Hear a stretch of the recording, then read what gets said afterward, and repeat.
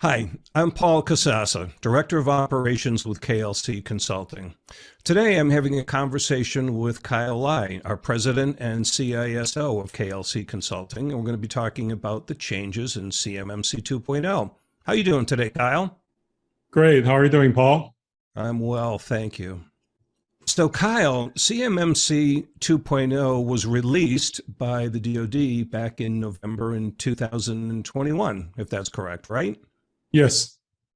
So if we can, why don't we go through just some of the high-level changes that our audience, the defense industrial base companies, would be interested in knowing so that they can plan for the changes and incorporate them into their compliance program.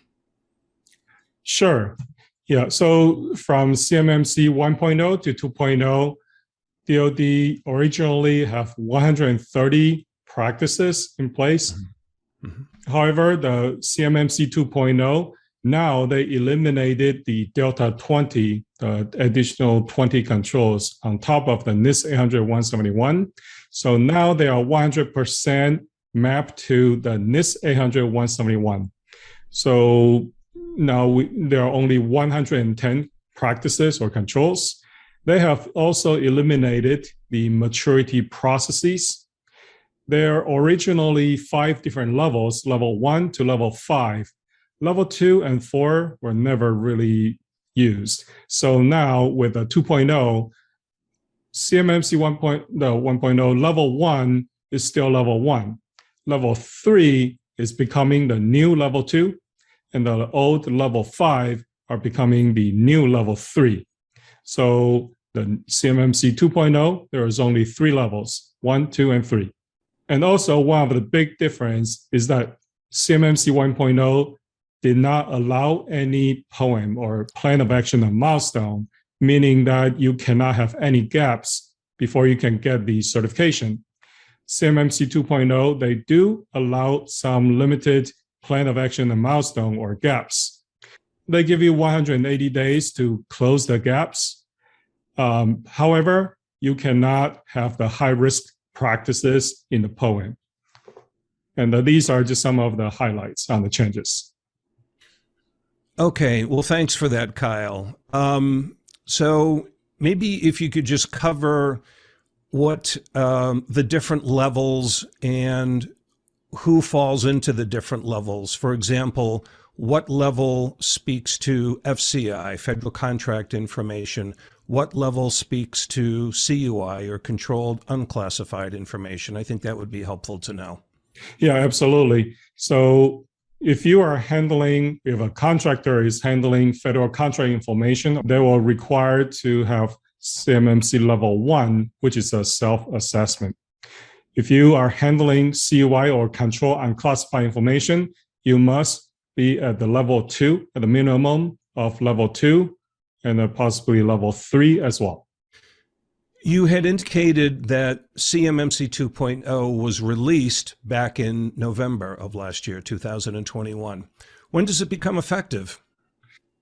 CMMC 2.0, they should become finalized after the rulemaking finalized in around end of 2023 or beginning of 2024.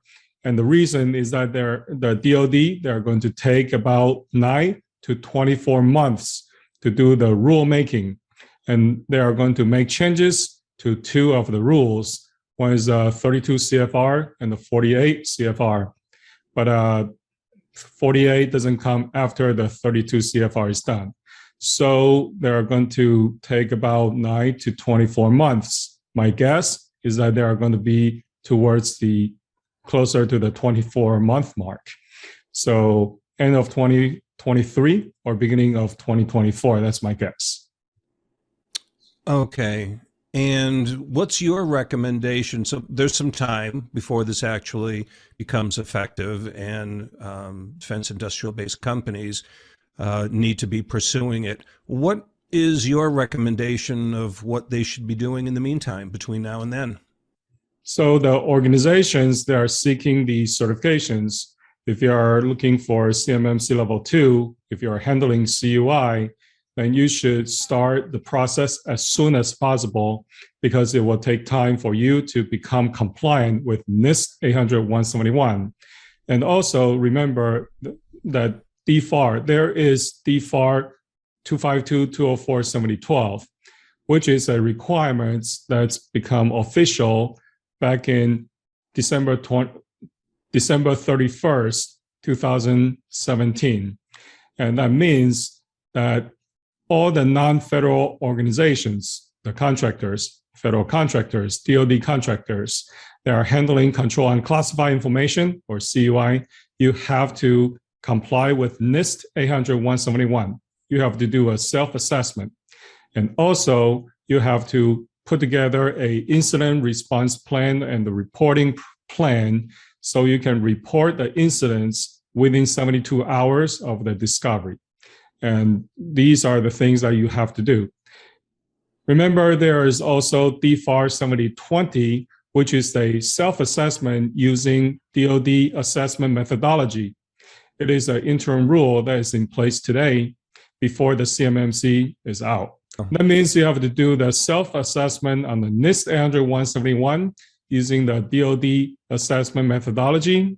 You will generate a score, and the score will have to submit to the DoD SPRS system. And you have to do that before the CMMC is out. So these are the things you have to do before CMMC is out. So do not wait, because if you are not complying with this DoD DFAR clauses, you are possibly going to lose the contracts. Right. That's some sage advice, and that's good to know. Well, recently, Kyle, we went to one of the DoD's town hall meetings where the CIO's office made a presentation and spoke about the current status of what was going on with the CMMC program. And they were looking at ways to be able to incentivize the OSCs, the organizations seeking certifications, to pursue certification prior to the completion of the rulemaking process. Can you just speak a little bit about that for a moment, please? Yeah, absolutely. So DoD, I think they are still finding out how to incentivize companies to do CMMC assessment, especially the CMMC 2.0 assessment before the rulemaking is done. And what DoD CIO has mentioned is that they will incentivize by extending the timeline of the certification. If you get the certification before the rulemaking is done, they won't require you to do another certification until 3 years after the rulemaking is complete. All right, so we'll extend the term, and that would actually represent a cost savings to all of the OSCs because they wouldn't have to, it's not like they would have to pursue recertification within a strict 3-year time frame. Right, and although the detail probably will come a little bit later, but that's what we have heard from the DoD CIO at this time. Okay. The DoD recently just released the assessment guides for Level 1 and Level 2. Could you just give a brief overview of what's included in those? Yeah, so scoping has always been a question before CMMC 2.0 assessment guide was out, because before there was a little bit confusion in terms of what should be in scope. What is the scope only include the IT, or is that going to include some of the IoT or OT, the Internet of Things, or OT, the operational technologies? So CMMC 2.0 assessment guide was released late 2021, and it includes now 5 different types of assets. One is CUI asset, is very clear, is all the assets that process, transmit, or store CUI. That's a CUI asset. Security protection asset, these are the equipment, hardware, and software that protect the CUI, the security of CUI. For example, the firewall, VPN, endpoint protection software, for example. And there is a contractor risk managed asset. And these are the type of assets, hardware, software that could store, process, or transmit CUI information. However, you have the policy to say, thou shalt not use the system to process, store, or transmit the CUI information. So these are what they call the contractor risk managed assets. And there are specialized assets. These are the government furnished equipments, OT, the operational technology, IoT or IIoT, the Internet of Things or industrial Internet of Things, test equipments, these type of assets where we're calling them specialized assets. And everything else that is not in scope, these are the out of scope assets. So when you are documenting your scope, you want to identify these type of assets and document them, and document the assets, the people who actually have access to these assets as well. The way you identify the CUI asset, what systems are processing, transmitting, storing the CUI information. For us, we use the CUI data lifecycle to identify these type of assets, right? The CUI assets. And how we do it is we identify how the CUI information get into your environment.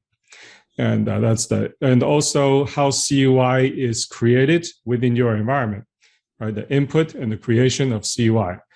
And how the CUI is being stored, identify how do you store it, who store it, and where is it stored. Then we identify the usage, who can use it, how is it used, and also who in terms of people, what in terms of the hardware and software have access to the CUI information. Then we identify who do you share the information with, the CUI information, who do you share, how do you share it, and what is the method of sharing, right? Your subcontractors or your customers, DoD or prime customers. And also how do you archive, backup, how do you back up these data, where do you back up to, what are the systems that are involved, right? And the end of the data lifecycle is the destruction of the CUI information. And how do you destroy the data? Who actually destroyed the data? So once you identify these lifecycle, it will be very clear in terms of who have access to CUI, what system store the CUI, what systems are touching CUI, and these will help you identify what are the scope of the CUI asset. That's a great overview. And I know from the people who call us up weekly who are looking for consulting help in this area with CMMC and NIST 800-171, they often feel like this is a company-wide exercise, that it applies to everybody, all the departments within the organization. But that's not really the case, right? As you just outlined, it's really just where CUI touches companies, people, processes, and technology. Is that exactly correct? Not all departments, not everybody within your organization need to touch CUI, especially for the medium to large companies. Smaller ones might be an exception, but if you are medium-sized companies, you probably want to look into, does the accounting department, marketing, finance department, HR, do they really need to touch the CUI? If not, then you don't need to include these people. So try to reduce the CUI scope, the people, to as little, as small as possible. Great. Good advice. And folks will save money doing that too, right? Exactly. Super. Okay.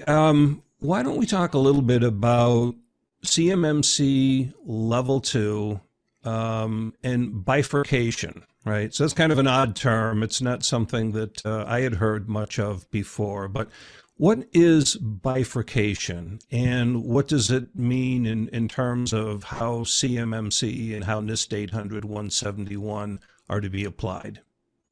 Yeah, so when DoD initially released the CMMC 2.0, they mentioned about level 2 will have two different type of certification requirements. One is the self-assessment for non-prioritized CUI, and you can do the self-assessment if you have a non-prioritized CUI, and you have to have a third-party assessment by the C3PAO if you have the prioritized CUI.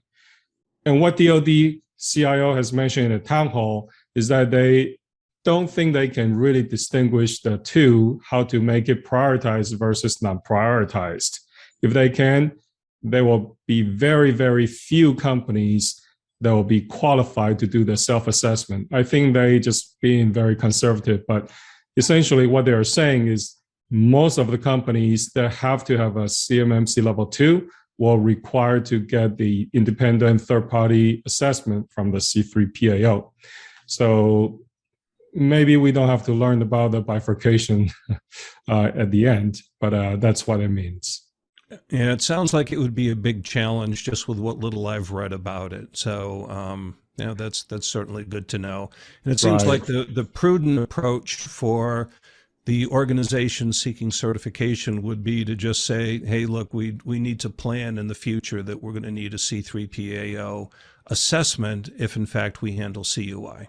Yes, I think that's the good approach. Just assume that you will have to go through the the independent assessment by the C3PAO. I think that's the best assumption. DoD, just be clear, DoD CIO has not removed the word bifurcation for CMMC level 2 yet. So we are not going to be very clear in terms of how the bifurcation actually works at the end, or if they are going to remove it after the rulemaking is complete. So it remains to be seen, but from what we hear from DoD CIO, is that bifurcation is not going to be applied to most of the companies that require CMMC level 2. Okay, good. Now, a couple of minutes ago, we were talking about what organizations seeking certification should be doing now during the rulemaking process. So we know from folks who contact us every week, defense industrial base companies, that they've been receiving these letters from their prime customers and from the DoD that speak to or request where they stand, to know where they stand with respect to DFARS 7012, 7019, and 7020. So to go back to what you were talking about earlier, that's performing the self-assessment, having an incident response plan in place, and submitting the summary level score to the DoD's SPRS web portal. Some folks are still struggling to do it. They either they haven't done it, or they've done it, but they don't have much confidence in it because they just don't have the expertise in this area. But we offer a service for these companies with a pretty quick turnaround. So I'm thinking it might be a good idea if we talk a little bit about that at this point. Yeah, absolutely. So some companies, as you said, they have done the initial SPRS submission by checking off, yes, we have this practices implemented, or no, we don't have this NIST 800-171 practices implemented. And that's all they have done. And they simplified their process and overestimated the compliance level. So they submitted a high score to the SPRS and coming back knowing like, hey, this score may not be real. And we probably need to take a look our scope, take a look at our SSP, because we just realized, hey, we don't have the system security plan, and we don't have the plan of action milestone. So when they contact us, we usually will put together propose to them to do a CUI lifecycle, kind of what I have mentioned earlier, to go through and understand their exact CUI scope, and also identify what are the CUI assets within their scope. We will help them create a system security plan, or SSP, based on each of the control or practices of the NIST 800-171, and we will identify the gaps. If they have any gaps, we will document them in the plan of action and milestone, and help them prioritize because you cannot do all of the gaps. You cannot remediate all of the gaps all at once. Some of them are going to be higher risk than the others. Some of them are going to take a little bit more efforts than the others. So we're going to use the risk and the efforts, put together the priority roadmap, help our customers, our clients, to help them get towards the CMMC NIST 800-171 compliance. We will help them submit or revise their SPRS score, to reflect the reality. These are the things that we will help our customers, improve their security, improve their score, have the good roadmap, so they can move to the CMMC or NIST 800-171 compliance. Right. And this is pretty important too, because that self-assessment, this is the starting point, right? This is the foundation of their compliance program. And so it seems like it's pretty important that companies would want to know that they would get their bearings straight at the beginning of this before they start heading down the road thinking maybe they've achieved compliance in one area, one practice area, when in fact they haven't met all of the assessment objectives. Yeah, absolutely. And, they want to prioritize the work, and companies are going to be very busy. They're going to have some competing priorities, right? Some of their IT or security projects may not be aligned with what they need to do on the NIST 800-171. So we can take a look at what some of their projects and to try to prioritize and to try to align some of the CMMC practices they can accomplish by some of these IT projects. We'll try to align them and to help them move a lot easier, move towards the CMMC and NIST 800-171 compliance a lot easier. Right. And I think another thing I'd like to bring up right here, Kyle, is that given the landscape of cyber threats and everything that's going on today in the wake of, well, I should say, as the Russia-Ukraine war persists and drags on, we certainly hear in all of the media accounts, daily accounts of cyber attacks and cyber breaches that companies, not just defense industrial-based companies, but all companies here in the U.S. are experiencing. And I know that we've recently begun prioritizing POAM remediation for the OSCs to be able to help them strengthen up their cybersecurity defense and sort of start there as they work toward compliance. So.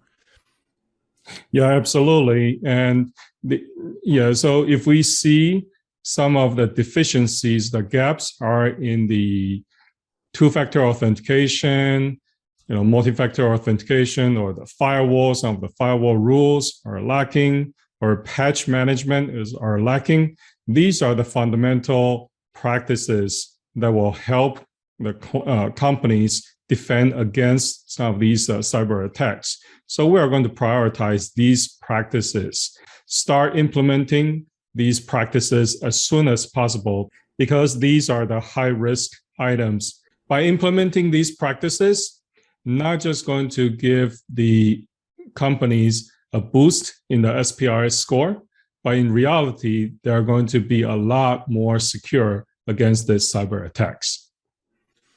Yeah, no, and that's a great point. And I'm also going to put in a little shameless plug here to say that you've actually pulled together the best practice recommendations, currently in this cyber threat environment, from the Department of Defense, from the NSA, from the White House, from CISA, and let me see, who am I forgetting? I know there's another one in there somewhere.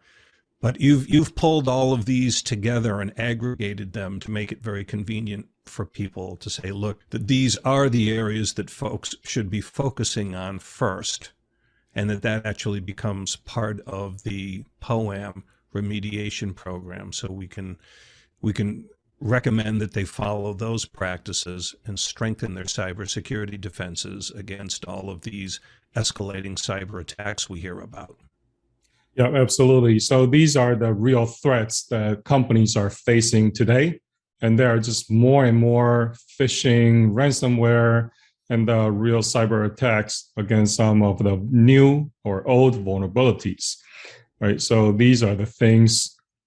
So there are 10 best practices that companies should apply to their environments right away to increase their defense, to better enhance their defense against the cyber attacks.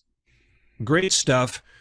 I know that we hear from our existing clients and from the folks who call us up weekly, they have concerns about flow down requirements. They've heard the term, they recognize that somehow it's going to apply to them, that if they have subcontractors, for example, who do work for them, that they need to ensure that their subcontractors are also compliant to the same level that they need to be, if I'm understanding and saying that correctly. But it might be helpful if you take a moment and speak a little bit to flow down requirements, what that means and what folks need to do to be in compliance. Sure.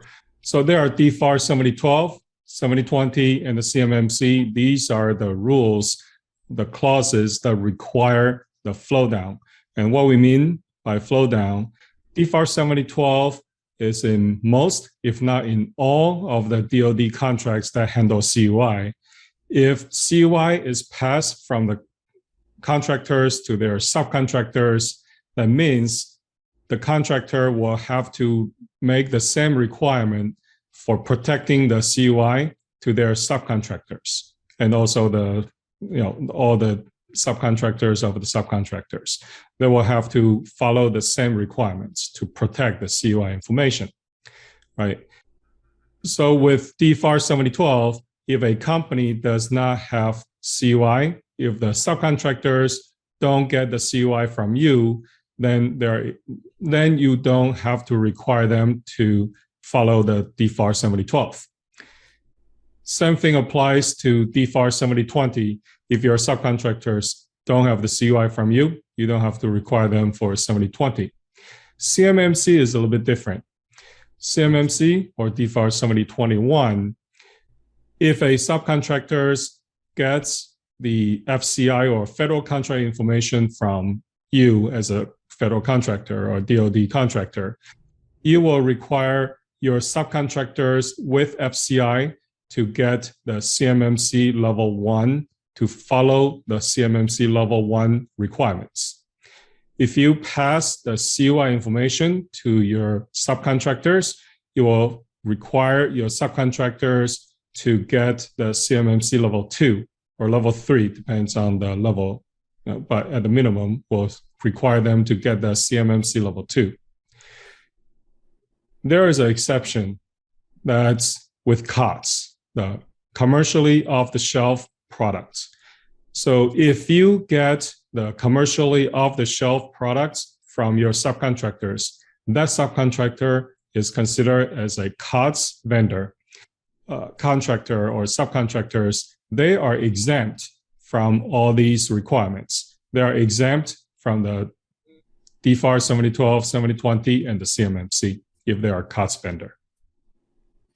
Well, that's interesting. So even though if you just focus on level 1 for a second, so even though they handle federal contract information, the fact that it's COTS basically allows them an exclusion, and it's okay. They don't even need to meet CMMC level 1. Is that correct? That is correct. So if you are a COTS vendor, then you are exempt from CMMC or DFARS 7012 or 7020. So in order for you to become COTS, it is not a self-determination process.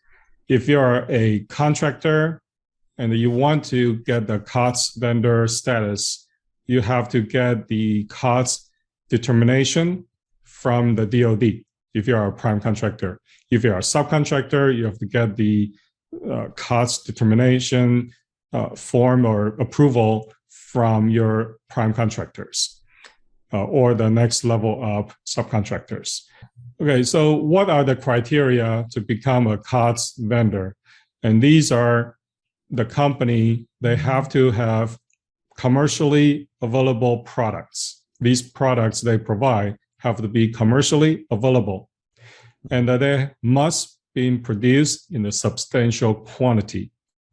And also, the product that you sell to the prime or the DoD cannot be modified at all. So if you qualify for these three, then most likely you will become a COTS vendor. Right. And I know from the clients who we've helped in this area, I mean, I should back up for just a second and say, well, we have a service to help clients. So if they believe they are a COTS vendor, right, they need to be able to get an approval, that exemption, either from the DoD or from their prime customer. And from what I understand, you know, working with the clients past, we go through a process that's similar to preparing almost a little bit of a legal case, right? It's like we're documenting their product and showing the DoD or the prime customer's contract officer that it meets the particular FAR and DFARS requirements. And it's almost, it seems, Kyle, like it's almost, we're making the contract officer's job easy for them to say, okay, yeah, you check all the boxes. Everything seems to be in order here. It is a commercial item. It is a COTS item. This, you don't need to worry about NIST 800, 171, and CMMC. Something like that, right? Yes, yeah, absolutely. So there's a process to determine the COTS, right? So if the company is COTS, you have to get into the three criteria, like the commercial available, are they producing substantial quantity? And we will actually have to look into your competition and also document some of the competing products, right? If you say substantial quantity, we're going to do a market research and identify what do you mean by substantial quantity, how many companies are actually producing, right? And also cannot be modified. We'll look into the product that you sell to your prime or the DoD. Are they being modified or configured? Because there is a fine line. Will help you determine to see if you are qualified to become a COTS vendor. So initially, we're going to do an assessment to see if you will likely to become a COTS vendor when talking to your prime and DoD.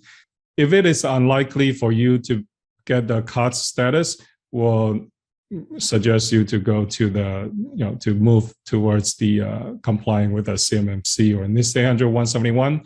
But if you are indeed qualified for the COTS, we are going to help you to put together the determination form, help you submit to the prime or your DoD, make the process a lot easier for you. Right. And I should say that we actually have a couple of case studies with two clients who we've worked with in this area, and they're available on our website. So I'll put the link in here at some point when we get this video finished up. So that's very good. That's all very helpful. Right. Yeah, because if you receive the letter from the primes, they don't distinguish if you're a COTS vendor or not. So if you know you're a COTS vendor, and we want to help you to put together a convincing package that you can share with your primes and DoD. Right. No, that's great. And these folks, by doing this, this is a fairly quick and low cost consultation. But Kyle, for manufacturers, right? I think in these two cases, they saved themselves a likely six-figure compliance program budget, and they don't have to do that. So it makes their life quite a bit easier. Yeah. Yep, absolutely. Right. Kyle, we should also talk a little bit about incident response planning, an incident response plan and those requirements, because that's part of DFARS 252, 204, 7012, right? It's doing the self-assessment, but also having an incident response plan in place, but there's an additional requirement with the DoD to be able to report a cyber incident when they occur. So maybe, if you could talk to us about incident response plans, what does a good one look like? What does an OSC need to do to be able to report an incident to the DoD, et cetera, please? Yeah, absolutely. So we're referring to the DFARS 7012. There is a incident reporting requirements. That means that if you experience an incident, you have to report to the DoD within 72 hours of the discovery. I'm not saying that you have to figure out everything, get everything all done, and submit the entire report to DoD within 72 hours. DoD only require you to report that you have found a security incident. And then you have to report to them saying, initially, we found this problem, we found this type of incident at the time of discovery, right? So these are the type of information that DoD wants you to report to them within the first 72 hours of the discovery of the incident. You also want to get the ECA certificate, which is the certificate, or if you already have the CAC, you don't have to get the ECA certificate, or sometimes what they call medium assurance certificate. You need to have that certificate in order to go to DIPNet, which is the website, the DoD website for reporting the incident to the DoD. If you don't have the certificate, you cannot report. So these are some things will help our clients to get the ECA certificate as well. Right. So you want to have a incident response plan, because in the event of the incident, it's going to be very stressful already. If you don't have a plan in place, you will not be able to follow like what to do next very easily. And most likely you're going to miss a few steps and doing some things that probably you're not supposed to.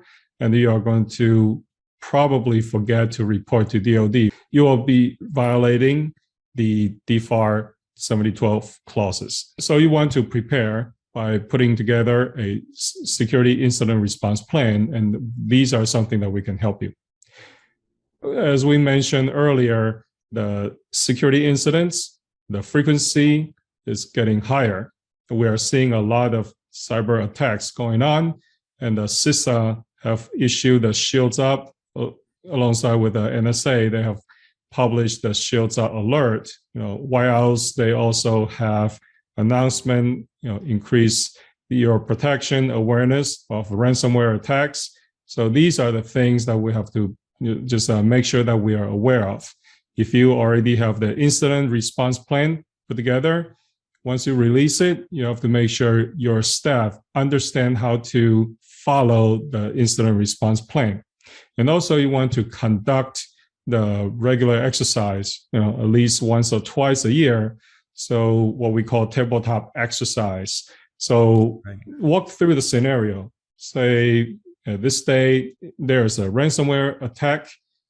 You get all the key stakeholders, IT, HR, security, compliance, legal together and say, here's an incident at 7:02 a.m. What do you do? And we'll actually help you to walk through this exercise and see if the incident response plan is indeed effective. If they are not effective in certain areas, we'll help you document and help you recommend some of the improvements to your incident response plan and make sure that we identify some of the key stakeholders. There are some of the areas, some of the responsibilities that are not clear, then will help you improve and enhance your incident response. And to that point, Kyle, I've seen it with some of the clients that we help that I can think of one in particular with the Microsoft Exchange issue several months ago, right? That when this happens and a company doesn't have a clear IRP in place, it really is, it's very stressful because folks are nervous and concerned. They're not sure what to do. They know something has happened, They know that their data is at risk, but it's really a very stressful, kind of crazy environment at that point, and people are trying to get a handle on it. And then quite often they don't know. They don't know who to call, who to report it to. Are there customers that need to be made aware of this, or do they call the FBI? I mean, quite often folks just don't know. And so this is one of the services that we offer, helping clients develop an incident response plan, do this tabletop exercise. And I know from the clients who we've worked with, they found it very valuable. And it's like, okay, now if something happens, they feel like they're much better prepared to handle it and to deal with it. They know what to do, they know who to call, and it just restores confidence that they feel much better about it. Yeah, absolutely. So since you mentioned FBI, so you want to let people know when to contact the legal or some law enforcement in what situation. So there should be a procedure because, for example, if you're contacting FBI, whatever you said to them, you cannot take it back, right? So whatever you report to the FBI, it becomes a federal case. You cannot just say, hey, just kidding, I want to take the case back. And right. It's not going to happen because FBI, they are going to take a course on their own. Yeah. And I mean, too, if you get hit with a ransomware attack, people are going to wonder, should we pay this? How much of my data is corrupt? How badly do I need it? Can I trust the cryptocurrency, et cetera? And it just, I've learned from watching you conduct these tabletop exercises that it's very enlightening, and it's very worthwhile to have a good incident response plan in place. I mean, not only is it the requirement under DFARS 7012, but it's good business practice. And in today's threat environment with everything that's going on, it makes perfect sense. Yeah, absolutely. And you can tell when the company have good incident response versus bad incident response planning, right? So we help companies deal with incidents quite often, and you will see that the people don't have the good incident response. Sometimes when you show up, it's like, show me the log. It's like, what log? How many days of log do you have? Like 3 days, and they're not be able to actually get a lot of the information back, and that's unfortunate. Or it will take a lot longer to find out exactly what's going on and to deal with some of this incidents. And you want to have a good incident response, especially I will say ransomware these days. Ransomware is pretty common these days, and we will have to have a good incident response plan, especially for ransomware. Kyle, another area that we get a significant number of calls is in the area of CUI marking and labeling. And I know we offer training in that area, but that seems to be a big issue for a lot of companies who I'm not sure if they've really thought that much about it, because if you think, for example, if you're not presently NIST 800-171 or CMMC compliant, and you're receiving CUI information, from multiple sources, you're getting it in email, and then you might be forwarding it in email, and then it's stored on a server, and then possibly it's in Gmail, but it could be in multiple locations that are just spread all throughout a company, their information system. And so there's a whole process behind identifying that, inventorying it, and then going back and marking and labeling it, and then developing templates and possibly an automated solution to help when CUI comes into the organization. But could you just talk a little bit about that? The aspects of compliance for NIST 800-171 and CMMC pertaining to CUI marking and labeling. Right. Yep. CUI marking, it's still pretty confusing and a pretty complex problem. And it does start with the government, because government, they don't label everything. There are CUI. When you are talking to contract officers, you might ask them, why don't you mark these as CUI? They probably will tell you, okay, yes, we are going to work on it. But it might take a long time for the agency that you work with to start marking things properly. Right? Sometimes they don't have marking, but that doesn't mean that that doesn't mean that you should not protect this type of information. So it becomes a little bit of challenge, because you have to figure out what type of information are CUI, right? And also the things that you create, you have to mark them as CUI, right? So how do you mark it? That's become a challenge as well, right? So, and these are not just the Word document, but these are PDF, Excel spreadsheet, PowerPoint presentation, and some of your drawings from your CAD programs, right? And also emails as well. So it's not an easy problem to solve. So with KLC Consulting over here, we have some people that are specializing in helping our clients put together some CUI marking strategy using some of the data loss prevention. Some of the solutions help you label the email properly. We can help you create some templates. You will be able to use the most common type of CUI specifications and notifications, distribution notification statements, or some of the dissemination controls. We can help you put together some of the common CUI banner that you should put on your CUI files. So these are the things that we can help you to put together to help make it a lot easier for you to handle and to deal with the CUI marking and labeling.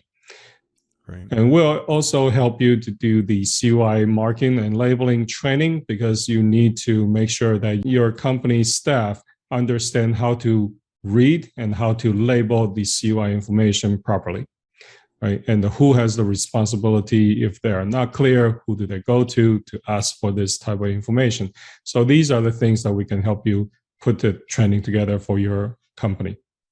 Right. And I think that'll be the subject of another video, but certainly there are training requirements and your involvement certainly as a provisional assessor and a provisional instructor, and all of your credentials in this area make you a true expert when it comes to all things really CMMC and NIST 800-171.